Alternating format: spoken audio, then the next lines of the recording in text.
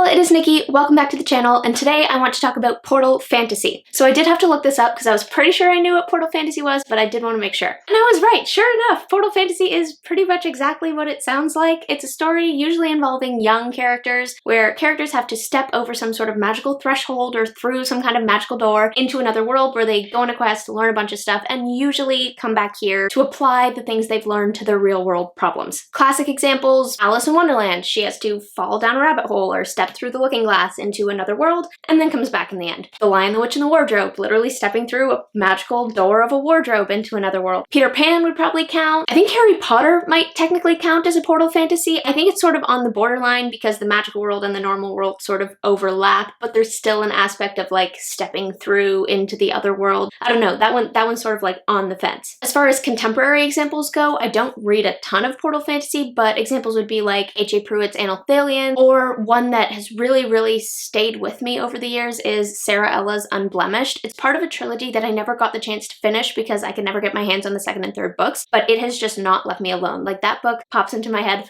all the time. But that aside, the point is that I don't read a ton of portal fantasy because in general, when I want to read something, I'm gonna opt for like the standard fantasy over the portal kind of fantasy. And you know why? Because they always seem to come back. Maybe this says something about me. I'm sure it says something about me. I don't know. But I always struggle when these characters go to magical, far-off places and do a bunch of magical, interesting things and then somehow decide to be okay with just coming back to the ordinary world, living out their lives here, which, I mean, as much as this world is great compared to some of those, and like, yes, the world is a beautiful world and God created it, and I'm not saying that, but as a fantasy lover, fantasy viewer and reader and just enthusiast, I love seeing characters go to far-off worlds, and I don't like seeing characters give up the far-off worlds that I myself will never get the chance to see. I used to really struggle with this with Narnia, and in those books actually the kids do usually put up a little bit of resistance to coming back, which I appreciate, but it used to really distress me, the concept of Aslan sending you back to the real world from Narnia, and not only that, but sometimes telling you that like you've aged out and you're never going to come back to Narnia again. That was like a nightmare. Like, I used to think, oh my goodness, how would I just go on with my life as if nothing happened if Aslan sent me back to the real world? I actually had a dream about it once where I was in Narnia, and then at the end of the dream Aslan told me like, you've aged out and you're never gonna come back to Narnia again.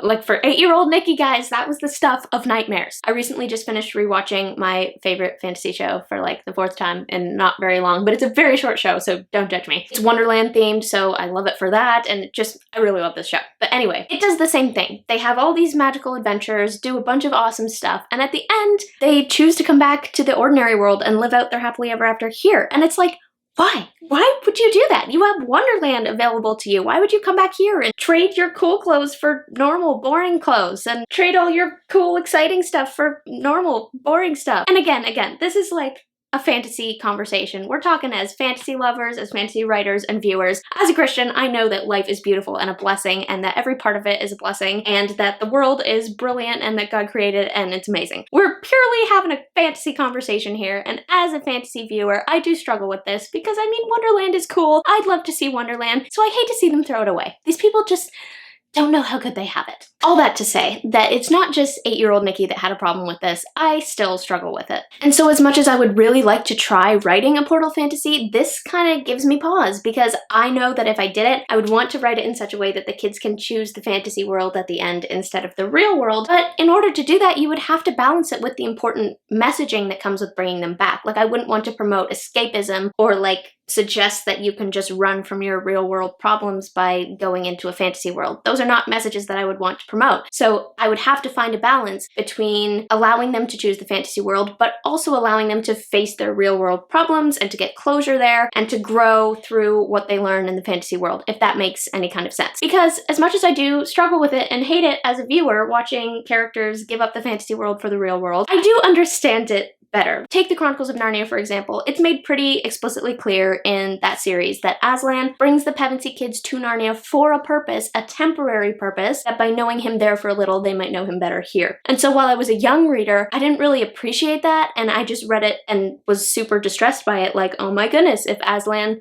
sent me back to the real world and told me that I could never come back to Narnia, I would just shrivel up and die. But as an older reader, I have actually grown to appreciate that whole aspect of it a little more, so that now I read it like, oh no, if I got sent back, I would be really sad and probably take some time to get over it, but I would go on with my life and seek Aslan where he would be found in our world, which since Aslan like represents God, that would be like seeking God in our world. So as much as it still like doesn't sit well and I don't enjoy that aspect of the story, I can appreciate the spiritual implications and appreciate the idea that what you learn there informs how you live here, and that's an important part of growth, and I think that's why the coming back part is such a convention in this particular genre. And so if I wrote a portal fantasy, I wouldn't want to sacrifice that awesome messaging that comes with bringing your characters back to face their problems and apply what they learned over here to their real world issues that they left behind. I think that's important, and I wouldn't want to give that up, but I do want them to stay in the fantasy world. So therein lies the challenge. I want to write a portal fantasy where the children